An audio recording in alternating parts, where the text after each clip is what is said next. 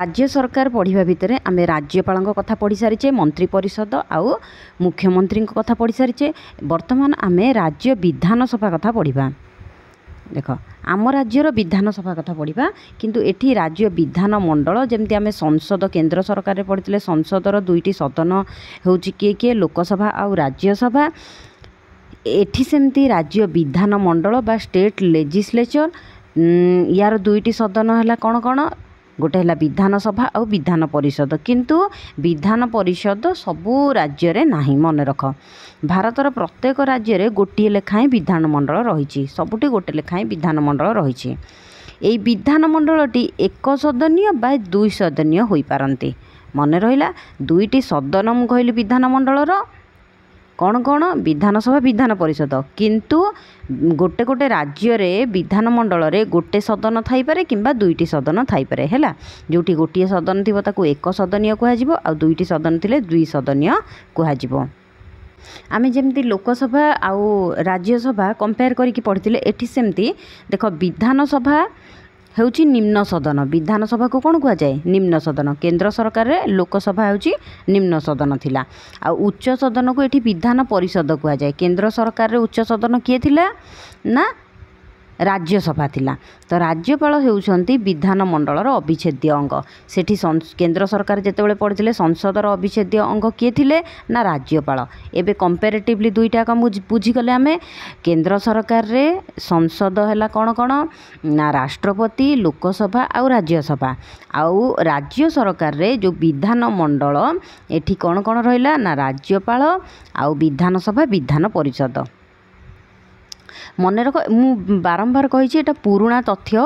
नुआ तथ्य अनुसार आमर 6टी राज्य रे दुईटी सदन रही, माने उभय विधानसभा विधान परिषद रही। बिहार, महाराष्ट्र, कर्नाटक, उत्तर प्रदेश, आंध्र प्रदेश, तेलंगाना यही 6टी राज्य रे आमर कौन रही ना उभय विधानसभा आउ विधान परिषद रही।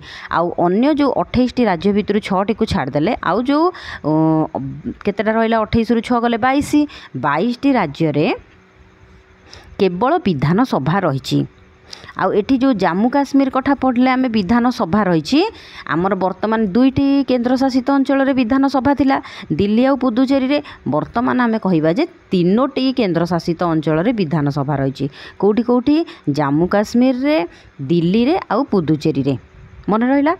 तो अन्य समस्त राज्य रे केवल निम्न सदन अछि बा विधानसभा रही। आम ओडिसा रे ताहाले केवल विधानसभा ही अछि। वर्तमान कही सारी आमर केंद्र शासित अंचल दिल्ली, पुदुचेरी आउ गोटी है जम्मू काश्मीर रे विधानसभा रही। वर्तमान आम विधानसभा कथा पढ़ा, माने आम राज्य विधानसभा नुहे, होल टोटाल विधानसभा कथा प्रथमे देखिबा, तापर आम राज्यर विधानसभा कथा देखिबा। देख ए विधानसभार गठन आउ कार्यकाल देखिबा। तो संविधान व्यवस्था अनुसार विधानसभार सभ्य संख्या केते ना 500 रु अधिक हेब नाही कि 60 रु कमिबो नाही। माने एटा सबु राज्यर विधानसभा कथा कुआ जाउची, केवल ओडिशार नुहे। आमर 500 रु विधानसभार सभ्य संख्या 500 रु अधिक हेबनी किंबा 60 रु कमिबनी लोक संख्या अनुसार। किंतु मन रख जनसंख्यार स्वल्पता हेतु कम जनसंख्या थिबा कारणरू सिक्किम राज्य रे विधानसभा आसन संख्या केते ना 32। तापरे गोवा, अरुणाचल प्रदेश आउ मिजोराम रो विधानसभा संख्या केते ना 40 लेखाएं। ये है लोक संख्या अनुसार। वर्तमान आमे आसी जिबा ओडिशार विधानसभा कथा पढ़िबा। तो ओडिशा विधानसभार मोट सभ्य संख्या केते ना 147। सेथिरु 22 आसन अनुसूचित जाति पई, एससी को पई, शेड्यूल कास्ट को पई कि 34टी आसन आमर अनुसूचित जनजाति को पई कि बा एसटी को पई कि। अवशिष्ट जो 91टी आसन रहिला ये साधारण वर्गों को पई कि, जनरल लोकों को पई कि। मन रहिला आम ओडिशा विधान सभार मोट सभ्य संख्या केते ना 147। सेथिरु 22 आसन अनुसूचित जाति कि बा एससी कि, 34टी आसन आमर अनुसूचित जनजाति कि बा एसटी कि, आउ 91टी आसन साधारण वर्ग बा जेनेराल कि। तो विधानसभार सभ्य माने राज्यर भोटदाता मानक द्वारा प्रत्यक्ष भाव में साबालक भोटदान माध्यम व्यवस्था माध्यम निर्वाचित हुअन्ते। अर्थात आमर विधानसभार सभ्य मानकु लोक मैंने भोट दे था भोटदाता मैंने भोट दे था भोटदाता कौ मैंने जो मैंने 18 वर्ष रु अधिक होता माने प्रत्यक्ष भाव में भोट दे आम विधानसभार सदस्य मानक माने सभ्य मानक निर्वाचित करिथाउ। तो 18 वर्ष रु अधिक वयस्क समस्त साबालक नागरिक होउचंती भोटदाता बा भोटर बोली तांको गणा जाए। तो समस्त भोटदाता अर्थात जो माने अधिक 18 वर्ष रु अधिक होइथांती से माने तांकर मतदान अधिकार मतदान केमती मत से मानकर देइथांती से माने भोट देकी मतदान अधिकार सब्यस्त करी निर्वाचन माध्यम निज निज निर्वाचन मंडलीर जड़े लेखा प्रार्थी को आमर विधायक बा MLA member of legislative assembly भाव में निर्वाचित करती। साधारणतः प्रति 5 वर्ष व्यवधान रे आमर विधानसभा गठित होगापाई निर्वाचन करा जाए। अर्थात लोकसभा जमती 5 वर्ष थे निर्वाचन हुए लोकसभा सभ्य कि एठी सेमती विधानसभार सभ्य 5 वर्ष थे इलेक्शन होता है बा निर्वाचन होता है। आम ये कौन जानिले जे विधानसभार कार्यकाल हो 5 वर्ष। तो जातीय जरूरी परिस्थिति जारी होगा समय जितेबाला जातीय जरूरी परिस्थिति जारी होइथिबो यार कार्यकाल संसदर आईन द्वारा 1 वर्ष पर्यंत वृद्धि करा जाइथाए। अर्थात धर 5 वर्ष पूरी आसुची किंतु सेही समय जरूरी परिस्थिति लागू होइछि ताहले आउ वर्षटे बढ़ाई दिया जाई पारिबो तार कार्यकाल। तो मुख्यमंत्री परामर्श क्रमे राज्यपाल 5 वर्ष पूर्वर विधानसभा को भांगी दे पारती। विधानसभा को किए भांगी पारे राज्यपाल किंतु परामर्श किए देवे मुख्यमंत्री। देख विधानसभार सभ्य पद पर कौन योग्यता थिबा दरकार से जड़े भारतीय नागरिक होइथिबे तांकु 25 वर्ष बयस होइथिबो आउ संसद द्वारा प्रणीत निर्वाचन आईन द्वारा निर्धारित होइथिबा अन्य समस्त योग्यता तांकर थिबो कौन सी लाभजनक पदवी से थिले बा देवालिया माने थिले देवालिया जदि थिबे किंबा मस्तिष्क विकृत जदि तांकर थिबो जे कौन सी व्यक्ति विधान विकृत मस्तिष्क होइतिले कौन सी विधानसभार सभ्य पद पर अयोग्य घोषित हेबे। अयोग्य केतेबेले घोषित होइथिबे जदि लाभजनक पदवी थिबे जदि देवालिया किंबा विकृत मस्तिष्क वाला होइथिबे हैला आउ जदि कौन व्यक्ति विधानसभार एइभली होइतिले विधानसभार सभ्य पद पर कि से अयोग्य घोषित हेबे। आउ थे कहीदे कौन कौन योग्यता थिबा दरकार से भारतीय नागरिक होइथिबे तांको अन्यून 25 वर्ष बयस होइथिबो संसद द्वारा प्रणीत निर्वाचन आईन द्वारा निर्धारित होइथिबा अन्य समस्त योग्यता तांकर थिबो। आउ केतेबेले अयोग्य घोषित हेबे जेतेबेले से लाभजनक पदवी रे थिबे देवालिया मस्तिष्क किंबा मस्तिष्क विकृत होइथिबो ताहाले से अयोग्य घोषित होइजिबे। एबे अधिवेशन कथा देखिबा। तो मुख्यमंत्री परामर्श क्रमे राज्यपाल विधानसभार अधिवेशन डकाई थांती। वर्तमान विधानसभा धर निर्वाचन हो सारिक तैयारी हो गला अधिवेशन डकाइबे किए ना राज्यपाल। तो संविधान अनुजाई विधानसभार दुईटी अधिवेशन मध्य 6 मास रु अधिक विरति रही पारिबो नाही माने आटलिस्ट वर्ष को आमर जेमिति हो 6 मासरे थरे गोटे अधिवेशन हेबो किंतु आमर वर्तमान प्रतिवर्ष माने अति कम रे 2टी बसिबो जहा बेल अधिवेशन किंतु आमर प्रतिवर्ष विधानसभार 3 गोटी अधिवेशन बस। कौन से 3टी अधिवेशन गोटे हैला बजेट अधिवेशन वर्षाकालीन अधिवेशन आउ शीतकालीन अधिवेशन मन रहा बजेट वर्षाकालीन आउ शीतकालीन अधिवेशन।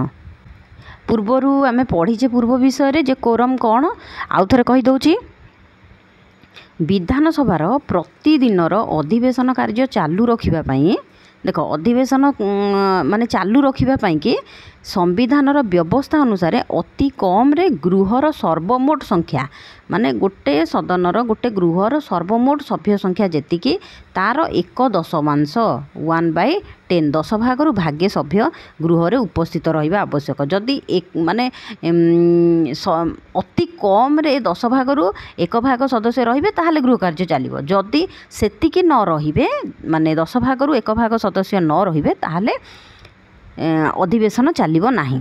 तो ये जो सर्वनिम्न संख्यक सदस्यंकर उपस्थिति को कोरम बोली कहा जाए। एठी प्रश्न आसीबो कोरम काहाकू कहा जाए।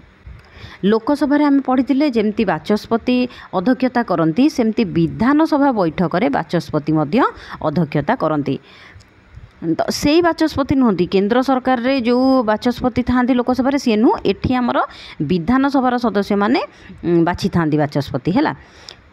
विधानसभार प्रथम अधिवेशन रे गृहर सभ्य माने सेमानक मध्यरु जणे सदस्य को बाचस्पति भावे निर्वाचित करिथांती। साधारणतः बाचस्पति शासक दलरु रहिबे आ उपबाचस्पति जे रहिबे से विरोधी दलरु रहिबे। देख विधानसभा को नीति नियम अनुଯାयी परिचालित करवा, विधानसभार अधिवेशन रे शांति श्रृंखला रक्षा करवा, ये सब सुचारू रूपे अधिवेशन कार्य चलाइबा, ये सब कहार कार्य ना बाचस्पतिंकर प्रधान कार्य है। नीति नियम अनुଯାयी विधानसभा को परिचालना करेंगे, विधानसभार अधिवेशन रे शांति श्रृंखला रक्षा करेंगे, ये सब काम है कहार ना बाचस्पतिंकर। विशृंखलित आचरण पाई जदि कहीं सदस्य विशृंखला आचरण कले ताहले बाचस्पति कौन करें ना गृहरु तांको बहिष्कार करिपारंती, एक्सपल्सन करिपारंती, तांको निलंबित करिपारंती। देख तो ये विधानसभार सभ्य माने बाचस्पति अनुमति नहीं कि विधानसभा निजर वक्तव्य उपस्थापन करती। जदि तांको किछि कहिवार अछि ताहले से बाचस्पति को माने कहार सभ्य मानकर जदि किछि कहिवार थिबो ताहले बाचस्पति ठारू से अनुमति नहीं थांती। बाचस्पति विधानसभार कार्यसूची निर्धारण करती, से विधानसभार कार्य पद्धति संबंधी विभिन्न नियम गुड़ी को तर्जमा करिथांती। यही क्षेत्र में जितेबाला तर्जमा करती ये क्षेत्र में तांकर निष्पत्ति को चूड़ांत बोलिकी धरी नि जाए, रूलिंग बोलिकी धरी नि जाए। तो आमर सभ्य मानकर अधिकार आ मर्यादार सुरक्षा करने बाचस्पतिंकर गोटे मुख्य कर्तव्य। बाचस्पति होउचंती गृहर निर्विवादीय और निरपेक्ष अध्यक्ष। जेहेतु से बाचस्पति होइथांती जेमती क्लास रे मॉनिटर हुंती, से कौन तांको सांग मान भूल कले छाड़देवे सेमती नुहे, से निर्विवादीय निरपेक्ष होइकी रहिबे।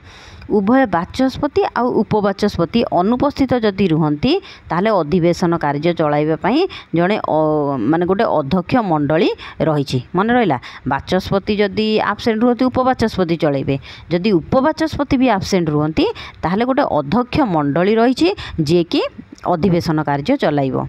तो आमर बाचस्पति विधानसभा रे आगत विभिन्न प्रस्ताव गुड़िकर वैधता और सांविधानिकता निर्णय करते। अर्थात जो कथा गुड़िक आलोचना हेबो, जो प्रस्ताव गुड़िक दियाजिबो कोठी विधानसभा रे तार वैधता अछि ना नाही, तार सांविधानिकता अछि ना नाही, से सब निर्णय करिवे किए ना बाचस्पति। तो माने बुझीपार तो एडू साडू जेकोसी प्रस्ताव से आगत करा जाई परिबनी, तार वैधता थिबो आ सांविधानिकता थिबो सही प्रस्ताव गुड़िकर जो गुड़िक विधानसभा आगत हेबो। तो विधानसभा अधिवेशन चालुथिबा समय विशृंखला सृष्टि हेले किंबा नियम अनुसार अधिवेशन कार्य ठीक भाव में चली न पारिले बाचस्पति गृह को मुलतवी रखी दियंती बा एडजर्न कर दियंती। कौन सी चिठा आईन बा बिल एक अर्थ चिठा आईन बा माने अर्थ बिल कि ना नाही, गोटे चिठा आईन ते अर्थ बिल कि नाही ताहा किए निर्णय करिवे ना बाचस्पति निर्णय करती। देख बाचस्पति आमे पढ़िले कौन ना शासक दलरू जाइथांते, किंतु बाचस्पति दलीय आनुगत्यरू ऊर्ध्वरे रही निरपेक्ष भाव विधानसभार अधिवेशन कार्य को परिचालना करते। है पक्षपात से करते नहीं। से साधारणतः कौन सी चिठा आईन बा बिल सपक्षरे बा विपक्षरे भोट दियंती नहीं। मात्र जेतेबेले चिठा आईन सपक्षरे बा विपक्षरे समान संख्यक भोट मिले, धर सपक्षरे किंबा विपक्षरे समान संख्यक भोट मिलला, सेतेबेले बाचस्पति गोटे निर्णायक भोट देबे, जहाद्वारा कि चिठा आईन टी सपक्षरे देई पारंती किंबा विपक्षरे देई पारंती बाचस्पति। देख जितेबाला चिठा आईन 50-50 मत पाई जाए, निर्णायक भोट किए देले बाचस्पति देले, ता द्वारा कौन हम आईन रो भाग्य निर्धारण हम। तो बाचस्पति उपबाचस्पति विधानसभार सदस्य मानक द्वारा निर्वाचित और बहिष्कृत हुंते। है देख से विधानसभार सदस्य माने ही बाचस्पति को और उपबाचस्पति को कौन निर्वाचित करिथांती आउ तांको बहिष्कृत भी करदे पारती। से माने लिखित भाव इस्तफा पत्र लेखि निज पदवी अब्याहत नियंती। किए ना बाचस्पति आउ उपबाचस्पति। एबे देखिबा विधानसभार कार्यावली कौन रही, कौन कौन कार्य करिवो विधानसभा। एक रे तार मुख्य काम है आईन प्रणयन कार्य। तो विधानसभार मुख्य कार्यटी है आईन प्रणयन करवा। राज्य तालिका आउ जुग्म तालिकार अंतर्भुक्त विषय गुड़िक विधानसभा आईन प्रणयन करिवो। राज्य तालिका आउ जुग्म तालिकार जो विषय गुड़िक थिबो तापाई आईन प्रणयन किए करिवो ना विधानसभा। तो जेकोसी साधारण चिठा आईन बा बिल विधानसभा निर्धारित पद्धति रे गृहीत हेबा परे ଧର ଚିଠା ଆଇନଟି ବିଧାନସଭାରେ ଗୃହୀତ ହୋଇଗଲା, ରାଜ୍ୟପାଳଙ୍କ ସମ୍ମତି ପାଇଁକି ପଠାଯିବ ତାପରେ ତାକୁ, ଏବଂ ରାଜ୍ୟପାଳଙ୍କ ସମ୍ମତି ପ୍ରାପ୍ତ ହେଲା ପରେ ତାହା ଗୋଟେ ଆଇନରେ ପରିଣତ ହେବ। ବୁଝିହେଲା? କୌଣସି ଗୋଟେ ଚିଠା ଆଇନ ବା ବିଲ୍ଟି ବିଧାନସଭାରେ ନିର୍ଦ୍ଧାରିତ ପଦ୍ଧତିରେ ଗୃହୀତ ହେଲା। ବୁଝିହେଲା? ଗୃହୀତ ହେଲା ପରେ ଚିଠା ଆଇନଟି କାହା ପାଖକୁ ପଠାଯିବ? ରାଜ୍ୟପାଳଙ୍କ ପାଖକୁ। ରାଜ୍ୟପାଳଙ୍କର ଯେତେବେଳେ ସମ୍ମତି ପାଇଗଲା ସେତେବେଳେ ତାହା ଗୋଟେ ଆଇନରେ ପରିଣତ ହେବ। ତାପରେ ଆମେ ଦେଖିବା ବିଧାନସଭାର ଅର୍ଥ ସମ୍ପର୍କିତ ନିୟନ୍ତ୍ରଣ କ୍ଷମତା ରହିଛି। ବିଧାନସଭାର ବିନା ଅନୁମୋଦନରେ ସରକାର ଗୋଟିଏ ପଇସା ଖର୍ଚ୍ଚ କରିପାରିବେନି। ବୁଝିଲା? ଆୟ କରିପାରିବେନି କି ଖର୍ଚ୍ଚ କରିପାରିବେନି। ଅର୍ଥମନ୍ତ୍ରୀ ବାର୍ଷିକ ଆୟବ୍ୟୟ ଅଟକଳ ବା ବଜେଟ୍ ବିଧାନସଭାରେ ଉପସ୍ଥାପନ କରିଥାନ୍ତି। ହେଲା? ତ ବଜେଟ୍ ଉପରେ ଏଠି ପିଲାମାନଙ୍କ ମନରେ ପ୍ରଶ୍ନ ଆସୁଥିବ, ବଜେଟ୍ କ'ଣ? ଏଇଟା ଗୋଟେ ହେଲା ଆୟ ବ୍ୟୟ ଅଟକଳ, ମାନେ ଏତିକି ଖର୍ଚ୍ଚ ହେବ ବୋଲି ଗୋଟେ ଅଟକଳ କରାଯାଇଥାଏ, ତାକୁ ବଜେଟ୍ ବୋଲି କୁହାଯାଏ। ତ ବଜେଟ୍ ଉପରେ ଆଲୋଚନା ଶେଷ ହେବା ପରେ ବିଭିନ୍ନ ବିଭାଗର ମନ୍ତ୍ରୀମାନେ ବିଭାଗୀୟ ଖର୍ଚ୍ଚ ଦାବି ବିଧାନସଭାରେ ଉପସ୍ଥାପନ କରିଥାନ୍ତି। ଅର୍ଥାତ୍ ବିଭିନ୍ନ ବିଭାଗର, ଶିକ୍ଷା ବିଭାଗ ହେଉ, ସ୍ୱାସ୍ଥ୍ୟ ବିଭାଗ ହେଉ, ସେମାନେ ସେମାନଙ୍କର ଖର୍ଚ୍ଚ ଦାବି କରିଥାନ୍ତି କେଉଁଠି? ନା ବିଧାନସଭାରେ। ତ ବିଧାନସଭାରେ ଖର୍ଚ୍ଚ ଦାବି ଗୃହୀତ ହେଲା ପରେ, ସେ ଯେତିକି ଖର୍ଚ୍ଚ ଦାବି କରିଥିବେ ଯଦି ସେଟା ଗୃହୀତ ହୋଇଗଲା, ସରକାର ଅର୍ଥ ବ୍ୟୟ କରନ୍ତି। ଏହି ପ୍ରକାରର ଅର୍ଥ ସମ୍ପର୍କିତ ନିୟନ୍ତ୍ରଣ ମାଧ୍ୟମରେ ଆମର ବିଧାନ ମନ୍ତ୍ରିମଣ୍ଡଳକୁ ନିୟନ୍ତ୍ରଣ କରେ। ତ ବିଧାନସଭାର ବିନା ଅନୁମୋଦନରେ ସରକାର ଟିକସ ଆଦାୟ ବି କରିପାରିବେନି। ବୁଝିଲା? ବ୍ୟୟ କରିପାରିବେନି କି ଆୟ କରିପାରିବେନି। ତ ଅର୍ଥ ସମ୍ପର୍କିତ ଚିଠା ଆଇନ କେବଳ ବିଧାନସଭାରେ ହିଁ ଆଗତ ହୁଏ।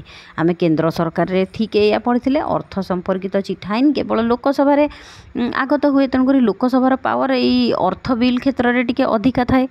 ଏଠି ସେମିତି ରାଜ୍ୟ ସରକାରରେ ବିଧାନସଭାର ଅର୍ଥ ସମ୍ପର୍କିତ ଚିଠା ଆଇନ ସମ୍ବନ୍ଧରେ ଟିକେ ଅଧିକ ପାୱାର ରହୁଛି।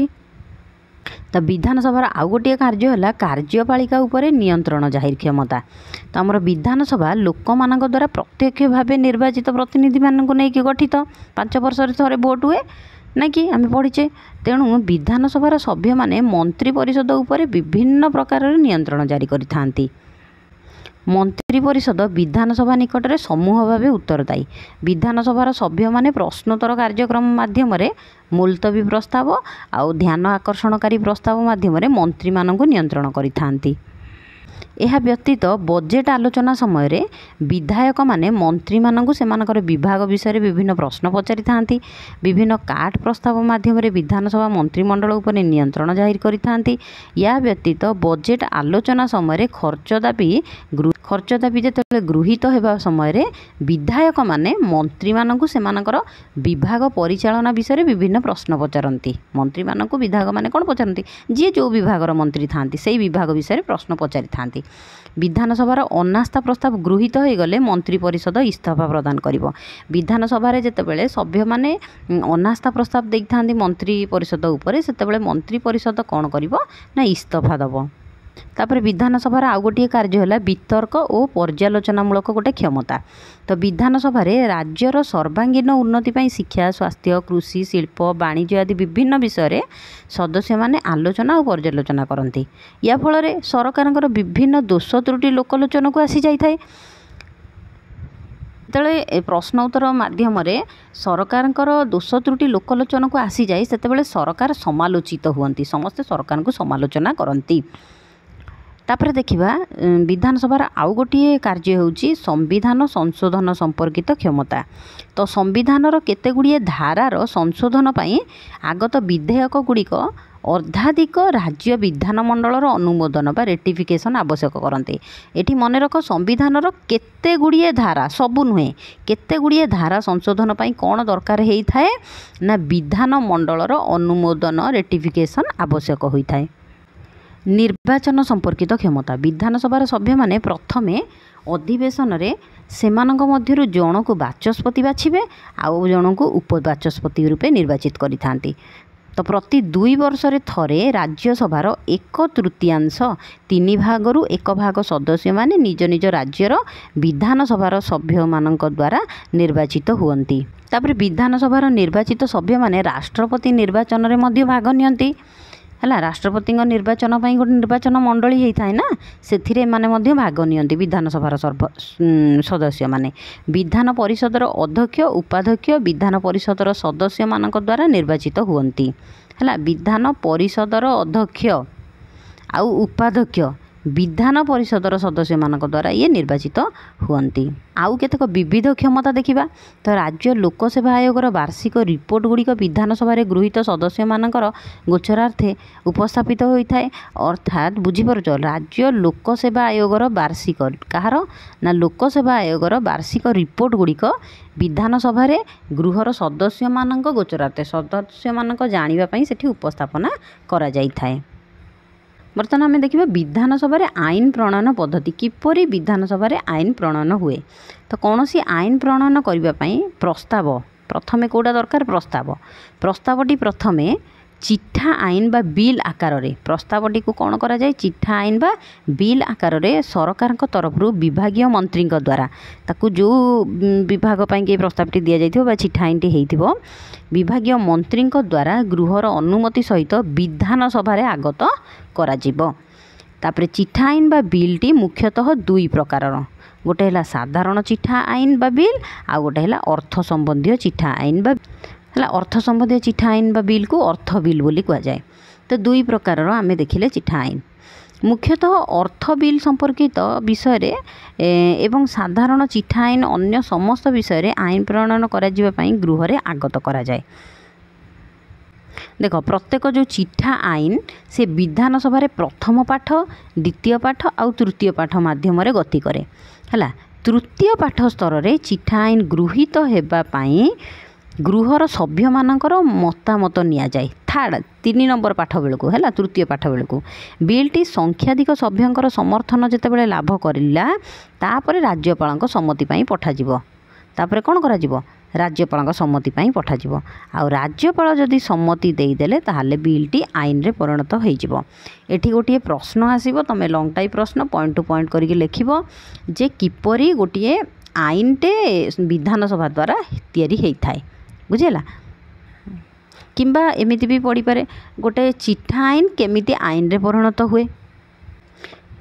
ଏବେ ଆମେ ରାଜ୍ୟ ସରକାରର ବିଧାନ ପରିଷଦ ଦେଖିବା। ହେଲା, ଯେଉଁ ବିଧାନ ମଣ୍ଡଳର ଦୁଇଟି ସଦନ ଆମେ କହୁଥିଲେ, ବିଧାନସଭା ଆଉ ବିଧାନ ପରିଷଦ। ଆମେ ବର୍ତ୍ତମାନ ବିଧାନ ପରିଷଦ କଥା ଦେଖିବା। କିନ୍ତୁ ଆମ ରାଜ୍ୟ ଓଡ଼ିଶାରେ ବିଧାନ ପରିଷଦ ନାହିଁ, ମନେ ରଖ। ତ ବିଧାନ ପରିଷଦ ରାଜ୍ୟ ବିଧାନ ମଣ୍ଡଳର ଇଏ ହେଲା ଉଚ୍ଚ ସଦନ। ନିମ୍ନ ସଦନ କିଏ ଥିଲା? ନା ବିଧାନସଭା। ଇଏ ଗୋଟେ ସ୍ଥାୟୀ ଗୃହ। ଦେଖ, ରାଜ୍ୟସଭା ଆମେ ପଢ଼ିଛେ, ରାଜ୍ୟସଭାର ଯାହା ଯାହା ବ୍ୟବସ୍ଥା ବିଧାନସଭାର ସେଇଆ। ୟାର ବିଲୟ ନାହିଁ, ବିଧାନ ପରିଷଦର ବିଲୟ ନାହିଁ। ବିଧାନ ପରିଷଦର ସଭ୍ୟମାନେ 6 ବର୍ଷ ପାଇଁ ନିର୍ବାଚିତ ହୁଅନ୍ତି। ଆଉ ପ୍ରତି 2 ବର୍ଷରେ 1/3 ସଭ୍ୟ ଅବସର ଗ୍ରହଣ କରନ୍ତି। ପୁଣି ଆଉ ଥରେ କହୁଛି, ଏଇଟା ପୁରୁଣା ତଥ୍ୟ। ଆମର 6ଟି ରାଜ୍ୟରେ ବିଧାନ ପରିଷଦ ରହିଛି, ଆନ୍ଧ୍ରପ୍ରଦେଶ, ତେଲେଙ୍ଗାନା, କର୍ଣ୍ଣାଟକ, ବିହାର, ଉତ୍ତରପ୍ରଦେଶ ଆଉ ମହାରାଷ୍ଟ୍ରରେ। ତ ସେଇ ରାଜ୍ୟମାନଙ୍କରେ ଦେଖ, ଆଉ ଅନ୍ୟ ଯେଉଁ 22ଟି ରାଜ୍ୟ ରହିଲା ସେଥିରେ କେବଳ ବିଧାନସଭା ରହିଛି। ଓଡ଼ିଶାରେ ବିଧାନ ପରିଷଦ ଆମର ନାହିଁ, କେବଳ ବିଧାନସଭା ରହିଛି। ତ এই ବିଧାନ ପରିଷଦର ଗଠନ ଆମେ ଦେଖିବା। ବିଧାନ ପରିଷଦ କେତେକ ପରୋକ୍ଷ ଭାବେ ନିର୍ବାଚିତ ସଭ୍ୟ ଆଉ କେତେକ ମନୋନୀତ ସଭ୍ୟଙ୍କୁ ନେଇକି ଗଠିତ। ଆମେ ଖାଲି କହିପାରିବାନି ସମସ୍ତେ ପରୋକ୍ଷ ଭାବରେ ନିର୍ବାଚିତ, ପରୋକ୍ଷ ଭାବରେ ନିର୍ବାଚିତ, କିନ୍ତୁ ଆଉ କେତେ ଜଣଙ୍କୁ ମନୋନୀତ କରାଯାଏ। ଯେମିତି ରାଜ୍ୟସଭାକୁ 12 ଜଣଙ୍କୁ ରାଷ୍ଟ୍ରପତି ମନୋନୀତ କରିଥାନ୍ତି। ତ କୌଣସି ବିଧାନ ପରିଷଦର ସଦସ୍ୟ ସଂଖ୍ୟା 40ରୁ କମ୍ ଆଉ ସେହି ରାଜ୍ୟର ବିଧାନସଭାର ସଭ୍ୟ ସଂଖ୍ୟାର 1/3ରୁ ଅଧିକ ହେବ ନାହିଁ। ଅର୍ଥାତ୍ ବିଧାନସଭାର ସଭ୍ୟ ଯେତିକି ଥିବେ ତାର 1/3 ଯଦି ଆମେ ତାକୁ 3 ଭାଗ କରିଦେବା, 1/3ରୁ ଅଧିକ ହେବ ନାହିଁ। ମନେ ରଖ, ବିଧାନ ପରିଷଦର 5/6, 6 ଭାଗରୁ 5 ଭାଗ ସଭ୍ୟ ନିର୍ବାଚିତ, ଆଉ 1/6 ତାକୁ ଯଦି 6 ଭାଗ କରିଦେବା, ଗୋଟିଏ ଭାଗ ମନୋନୀତ ହୁଅନ୍ତି। ଦେଖ, ଗଠନ ଦେଖିବା। ଗୃହର 1/3 ସଭ୍ୟ ମ୍ୟୁନିସିପାଲିଟି। এই ଯେଉଁ ବିଧାନ ପରିଷଦ କଥା ଆମେ ପଢ଼ିବା, ବିଧାନ ପରିଷଦରେ 1/3 ଯେତିକି ସଦସ୍ୟ ଅଛନ୍ତି 1/3, 3 ଭାଗରୁ 1 ଭାଗ ମ୍ୟୁନିସିପାଲିଟି, ଜିଲ୍ଲା ବୋର୍ଡ଼ ଇତ୍ୟାଦି ସ୍ଥାନୀୟ ସ୍ୱାୟତ୍ତ ଶାସନ ସଂସ୍ଥା ସଭ୍ୟମାନଙ୍କ ଦ୍ୱାରା ନିର୍ବାଚିତ ହୁଅନ୍ତି। ଏକ ଦ୍ୱାଦଶାଂଶ ଯଦି ତାକୁ 12 ଭାଗ କରିଦେବା 12 ଭାଗରୁ ଗୋଟିଏ ଭାଗ ସଦସ୍ୟ ରାଜ୍ୟରେ ଅନ୍ୟୁନ 3 ବର୍ଷ ଧରି ବାସ କରୁଥିବା ସ୍ନାତକ ବା ଗ୍ରାଜୁଏଟ୍ମାନଙ୍କୁ ନେଇ ଗଠିତ ନିର୍ବାଚକ ମଣ୍ଡଳୀ ଦ୍ୱାରା ନିର୍ବାଚିତ ହୁଅନ୍ତି। ତାପରେ ଗୃହର ଏକ ଦ୍ୱାଦଶାଂଶ ହେଲା, ଏକ ଦ୍ୱାଦଶାଂଶ ମାଧ୍ୟମିକ ବିଦ୍ୟାଳୟରେ ଅନ୍ୟୁନ 3 ବର୍ଷ ଶିକ୍ଷାଦାନ କରିଥିବା ଶିକ୍ଷକମାନଙ୍କୁ ନେଇ ଗଠିତ ନିର୍ବାଚକ ମଣ୍ଡଳୀ ଦ୍ୱାରା ନିର୍ବାଚିତ ହୁଅନ୍ତି। ତାପରେ ଗୃହର ଏକ ତୃତୀୟାଂଶ ସଭ୍ୟ 3 ଭାଗରୁ 1 ଭାଗ ସଭ୍ୟ ରାଜ୍ୟ ବିଧାନସଭାର ସଭ୍ୟମାନଙ୍କ ଦ୍ୱାରା ନିର୍ବାଚିତ ହୁଅନ୍ତି। ବିଧାନସଭାର ସଭ୍ୟମାନଙ୍କ ଦ୍ୱାରା ନିର୍ବାଚିତ ହୁଅନ୍ତି।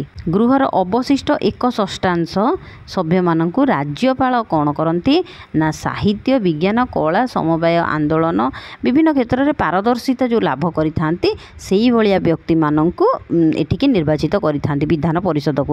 ଆମେ ଯେମିତି ରାଜ୍ୟସଭା କଥା ପଢ଼ିଥିଲେ, ରାଷ୍ଟ୍ରପତି 12 ଜଣଙ୍କୁ ସେଠିକି ମନୋନୀତ କରିଥାନ୍ତି। ଏବେ ଦେଖିବା ବିଧାନ ପରିଷଦର ସଦସ୍ୟ ହେବା ପାଇଁ କିମ୍ବା ସଭ୍ୟ ହେବା ପାଇଁ କ'ଣ କ'ଣ ତାଙ୍କର ଯୋଗ୍ୟତା ଥିବ। ଏଠି ଘୋଷା ପଦ ଭଳିଆ ଗୋଟେ ମନେ ରଖିଦେବ, ସେ ଜଣେ ଭାରତୀୟ ନାଗରିକ ହେଇଥିବେ। ତାଙ୍କୁ ବୟସ କେତେ ହେଇଥିବ? 30 ବର୍ଷ ହେଇଥିବ।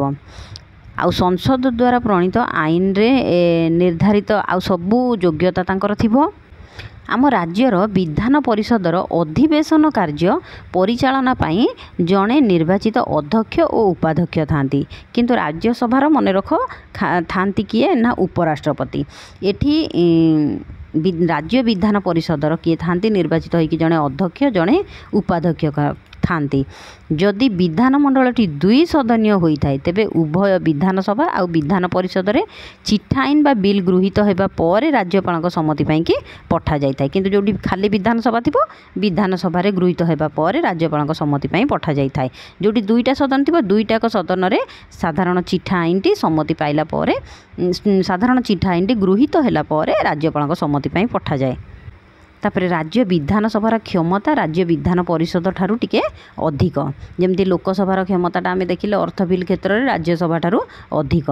ନେକ୍ସଟ କ୍ଲାସ୍ରେ ଆମେ ରାଜ୍ୟ ସରକାରଙ୍କର ନ୍ୟାୟପାଳିକା ପଢ଼ିବା।